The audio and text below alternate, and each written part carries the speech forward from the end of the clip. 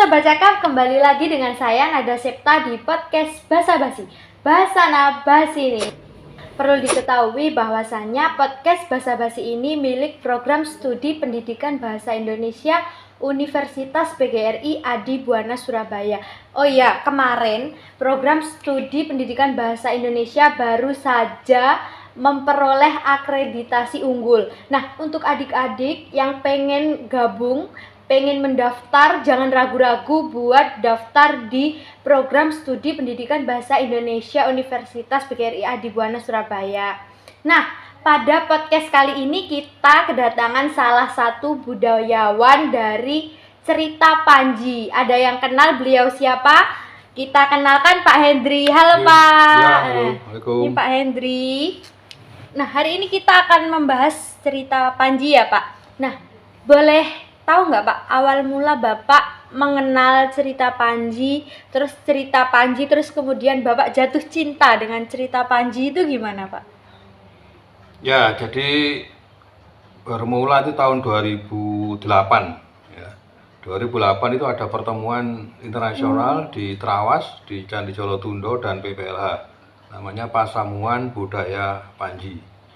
Nah, waktu itu saya datang mewakili Dewan Kesenian Jawa Timur. Itu kumpul berbagai cendekiawan, budayawan, seniman dari berbagai daerah, bahkan dari luar negeri, ada Inggris, Jepang, dan sebagainya, berbicara tentang budaya Panji. Nah, pada saat itu pemahaman saya yang namanya Cerita Panji itu sebatas dongeng, ya, sebatas ande-ande lumut, keong mas, cindi laras, hanya sebatas itu gitu loh. Tetapi ketika dalam kesempatan dialog itu, dalam kesempatan diskusi itu, saya baru paham bahwa ternyata Cerita Panji itu dituliskan di banyak naskah, tersebar di berbagai negara seluruh Nusantara, dilakonkan dalam berbagai seni pertunjukan, juga dipahatkan dalam relief belasan candi di Jawa Timur, dijadikan motif batik dan sebagainya. Sehingga akhirnya saya menjadi tergugah, ternyata Panji bukan cuma dongeng. Panji ternyata menjadi sebuah budaya, sebuah cultural heritage yang mau menyebar ke seluruh Nusantara, termasuk beberapa negara di Asia Selatan. Itu awal mulanya. Nah, kalau Cerita Panji itu Pak, awal mulanya bisa menjadi budaya Panji itu gimana Pak? Ya, memang karena Cerita Panji itu budaya Panji itu lebih luas dari Cerita Panji. Kalau Cerita Panji kan sekedar sastra. Yeah. Tapi kalau budaya Panji itu meliputi tentang perilaku, adat istiadat, ingatan kolektif tentang Panji itu sendiri. Jadi termasuk misalnya bagaimana kita bercocok tanam dengan cara Panji, bagaimana pertanian dengan model Panji. Bahkan Panji itu kalau kita baca Purbocaraka itu ada tentang sistem pemerintahan, ada tata negara, ada politik, ada adat istiadat. Jadi lebih lengkap dari budaya Panji. Kalau kita mengacu pada KBBI lah contohnya, pengertian budaya itu apa sih? Saya dulu pernah didebat, ada budaya Panji, yang ada itu budaya Jawa, budaya Sumatera, budaya Batak, enggak lah. Budaya itu secara definisi kata itu kan artinya sebuah kebiasaan, sebuah adat istiadat, sebuah ingatan kolektif yang dianut oleh sebuah masyarakat dan diturunkan secara turun-temurun. Itu kan artinya budaya. Contoh paling sederhana misalnya budaya baca. Kan itu kan budaya juga kan, budaya nongkrong, budaya ngopi itu kan budaya. Artinya kenapa? Kan dilakukan orang secara terus-menerus dan itu diikuti oleh banyak orang. Itu kan budaya. Jadi budaya Panji tidak sebatas cerita itu ada. Tidak. Tapi awal mulanya Panji itu dikenal sebagai cerita ya Pak ya? Ya, dulu dalam bentuk kidung, dalam bentuk dongeng. Jadi belum tertulis. Kemudian pada abad ke-14-15 masa Majapahit mulai ditulis dalam banyak naskah, dipahatkan di relief, dijadikan motif batik dan sebagainya. Nah, ini Pak, saya kan kemarin juga pernah baca buku ini ya, buku ini Memahami Budaya Panji. Nah, di sini itu dituliskan awal mula dari munculnya Cerita Panji itu karena resahnya Raja Jayabaya ya Pak, atau siapa itu yang karena rakyat Nusantara pada zaman itu sangat senang dengan cerita dari negeri India. Lalu dibuatlah cerita Panji. Itu bagaimana Pak awal mulanya? Ya, kalau menurut sejarahnya, cerita Panji itu kan munculnya pada masa Kediri. Iya. Ini ada banyak pendapat sih. Jadi salah satu pendapat itu mengatakan bahwa Panji itu adalah personifikasi dari Raja Kameswara, Raja Kediri, yang dia adalah turunan dari Dewa Wisnu menjelma kepada Panji Inu Kertapati, gitu kan. Nah, sebagai sebuah cerita, Panji ini sebetulnya sudah ada sejak zaman Kediri, baru populer pada zaman Mojopahit gitu loh. Nah, kenapa populer pada zaman Mojopahit? Karena Raja Hayam Wuruk waktu itu merasa bahwa kenapa rakyat Mojopahit ini kok senang budaya India, senang Mahabharata, senang Ramayana dan sebagainya gitu loh. Padahal kita punya cerita Nusantara. Maka kemudian Hayam Wuruk mempopulerkan, bukan menciptakan ya, mempopulerkan kembali cerita Panji yang sudah dikenal 200 tahun sebelumnya. Makanya ketika Hayam Wuruk itu melakukan apa istilahnya ya, jelajah desa itu ya, yang ditulis dalam buku Negara Kertagama itu, dia menari raket itu topeng dengan lakon Panji. Kemudian Panji di apa namanya, dipahatkan di relief-relief, ada sekitar 14 candi yang punya relief Panji, dan itu semua dibangun pada masa Mojopahit. Sehingga Panji kemudian karena Mojopahit pada saat itu adalah negara yang besar, yang punya pengaruh di Nusantara, maka daerah-daerah atau negara-negara yang punya hubungan diplomatik dengan Mojopahit itu terpengaruh dengan cerita Panji.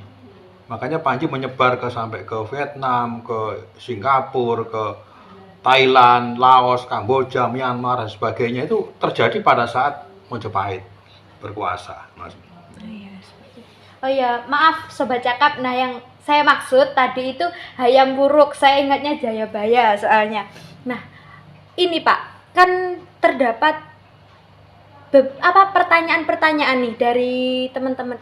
Sebenarnya cerita Panji ini sastra atau sejarah sih kok? Maksudnya ada tokohnya itu tokoh dari kerajaan-kerajaan zaman dahulu, tapi kok ceritanya bisa gini gitu, Pak. Ya, karya sastra itu kan bisa berbasis sejarah. Tidak mesti bahwa karya yang punya tokoh-tokoh yang nyata, bahkan tempat-tempat yang nyata itu sejarah. Ya, ada banyak contoh lah, kita apa namanya, novel-novelnya karya S. Hamitarja dan sebagainya, termasuk Pram sendiri. Pramudia itu kan tokoh-tokohnya kan juga nyata semua, tempatnya juga nyata. Tapi apakah itu sejarah? Ya jelas bukan gitu loh. Makanya kalau saya pakai istilahnya Sunarto Timur, cerita Panji itu adalah sejarah yang dongeng yang disejarahkan. Jadi sastra murni. Berarti sastra, tapi tokohnya ada dalam sejarah gitu ya, Pak ya. Termasuk tempat-tempatnya segala macam ya. Ya. Nah, untuk teman-teman generasi muda, ini kalau pengen belajar mengenai cerita Panji, Pak, menurut Bapak itu cara paling mudahnya gimana biar kita tahu cerita Panji, tahu budaya Panji, itu gimana, Pak? Ya, yang jelas harus khatam buku ini dulu. Karena buku ini itu buku elementer tentang, jadi kalau memahami budaya Panji, orang tanya budaya Panji itu apa, baca buku ini langsung selesai itu loh. Nah, tapi kalau pengen memperdalam, ya tentunya tidak hanya ini ya, kan saya nulis misalnya ini Panji masa kini misalnya. Ya. Ini buku ini membahas tentang apa sih Panji-Panji yang bisa relevan dengan masa kini. Saya di sini menulis tentang Panji dan Valentine misalnya. Kalau orang menyebut Valentine hari kasih sayang, kenapa nggak hari Panji? Oh, gitu. Nah, seperti itu ya. Kemudian sosok Panji itu kan kalau dulu kan modelnya kan kayak wayang gitu ya. Yeah. Ini ada wayang Panji masa kini modelnya seperti ini. Kayak karikatur gitu ya. Ini tokoh-tokoh modern yang diciptakan oleh seniman kontemporer itu loh. Bahkan di sini saya mengusulkan tentang Jawa Timur itu provinsi Panji, seperti itu ya. Ya seperti itu. Jadi harus banyak-banyak baca buku tentang Panji supaya tidak hanya banyak sekali. Ini kan kebetulan buku yang saya tulis ya. Yang orang lain menulis juga sudah banyak gitu. Jadi jangan hanya puas tentang cerita Panji ada di Lumut, enggak seperti itu ya, harus banyak baca. Nah, juga itu ya Pak, setahu saya cerita Panji itu banyak versi, tidak hanya satu versi ya? Ya, memang disinilah menurut saya kelebihannya cerita Panji dibanding Mahabharata Ramayana yang relatif pakem ya. Meskipun sebetulnya Mahabharata itu sendiri tidak pakem, ada banyak versi juga. Cerita Panji itu bukan cerita tunggal, ceritanya pendek-pendek ya toh. Dan itu banyak sekali, bisa sampai ribuan yang tersebar di seluruh Nusantara dan berbagai negara. Dan masing-masing cerita itu tidak ada hubungannya, gitu loh. Masa berdiri sendiri gitu.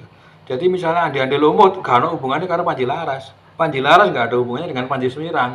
Panji Semirang nggak ada hubungannya dengan Joko Kembang Kuning dan sebagainya. Dengan Entit nggak ada hubungannya, gitu loh. Tapi seluruh cerita ini punya format yang sama, punya pola yang sama, yaitu pola integrasi, desintegrasi, dan reintegrasi. Ciri-ciri Panji adalah di situ. Nah, iya. Kan Pak Hendri tadi bilang ya, kalau cerita Panji ini dikenalkan sampai ke Thailand, Vietnam, Singapura. Nah, itu kan menjadi salah satu kebanggaan tersendiri ya Pak untuk kita yang memiliki cerita Panji, khususnya daerah Jawa Timur. Nah, cara kita melestarikan cerita Panji itu paling mudahnya gimana Pak? Agar tidak diakui oleh bangsa lain. Inilah ironisnya ya, jadi cerita Panji kita akui sebagai dari Jawa Timur, dari Kerajaan Jenggala Kediri. Tapi asal tahu aja bahwa di Thailand cerita Panji justru diajarkan di sekolah, gitu loh. Sementara kita malah nggak kenal dengan Panji gitu loh. Makanya kalau nggak kepingin diakui ya kita harus mengaktualisasi cerita Panji dalam berbagai kegiatan. Harus sering bikin diskusi, bikin seminar, bikin pergelaran, bikin karya-karya berbasis Panji. Ya, saya ambil contoh sederhana misalnya di Universitas Negeri Malang ini barusan ada promosi doktor seorang pengrajin bordir dari Pasuruan. Ya toh, dia membuat motif bordir di busana, motifnya motif Panji seperti itu. Artinya dia akan mencoba menjawab kebutuhan bahwa Panji itu tidak ketinggalan zaman, bahwa Panji itu bisa untuk industri modern, untuk industri ekonomi kreatif. Contoh lagi Gea Sukasa. Gea Sukasa itu seorang desainer Surabaya, desainer Indonesia yang punya reputasi internasional. Dia bikin desain busana itu dengan motif wayang beber. Bahkan dia juga bikin kayak cengkir dan segala macam, itu motif wayang beber semua. Itu kan Panji. Dan yang sekarang sedang proses menjadi doktor kan dari Universitas Surabaya dari Ubaya, ini doktor di Udayana. Dia sekarang sedang membuat disertasi, tinggal ujian aja, yaitu membuat aksesoris pengantin, gitu, mulai dari giwang segala macam ini, bros. Temanya Panji. Ya, kan menarik toh. Makanya saya bilang bahwa Panji adalah sumber daya ekonomi kreatif yang tidak pernah habis digali. Itu caranya. Nah, pertanyaan terakhir nih Pak. Bagaimana cara agar generasi muda ini bisa memiliki rasa keinginan untuk melestarikan budaya Panji, dan apa pentingnya budaya Panji bagi generasi muda? Pentingnya adalah yang pertama bahwa ini adalah cultural heritage ya, ini pusaka budaya Nusantara yang kita miliki. Nah kalau kita sendiri tidak kenal, tidak sayang dan lebih mengagungkan budaya luar ya mau jadi apa bangsa kita gitu loh. Jadi itu yang harus kita lakukan. Cintailah budaya kita bangsa sendiri. Karena bayangkan ya pada zaman Mojopahit cerita Panji menyebar ke berbagai negara. Ya setelah Mojopahit menyebar ke berbagai negara. Artinya Panji yang asalnya dari Jawa Timur itu mempengaruhi negara-negara. Nah sekarang ini kita malah terpengaruh budaya Eropa, budaya Korea, budaya Arab, budaya Jepang, budaya dari luar negeri. Ya memang itu sebuah keniscayaan ya, tidak bisa kita tolak. Tetapi boleh-boleh saja mencintai budaya luar, tapi jangan lupakan budaya bangsa sendiri.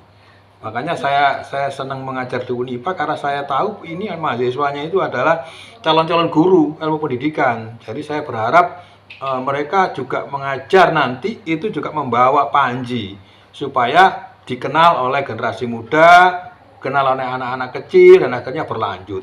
Karena cerita Panji di Thailand itu asal mulanya juga begitu. Diajarkan oleh pendongeng kepada anak raja, kemudian anak raja cerita pada ayahnya menulis buku, kemudian dibuat lakon, dibuat seni pertunjukan, dan sekarang menyebar ke seluruh negara. Thailand itu loh. Berarti harus lebih dari itu ya Pak kalau Indonesia. Nah, Mungkin cukup sekian untuk podcast hari ini. Terima kasih Pak Hendri Ya, sudah sama-sama. hadir di podcast Basa Basi. Buat teman-teman yang mau request narasumber siapa bisa komen di bawah. Nah, terima kasih, sampai jumpa. Jangan lupa tonton video-video lainnya. Dadah.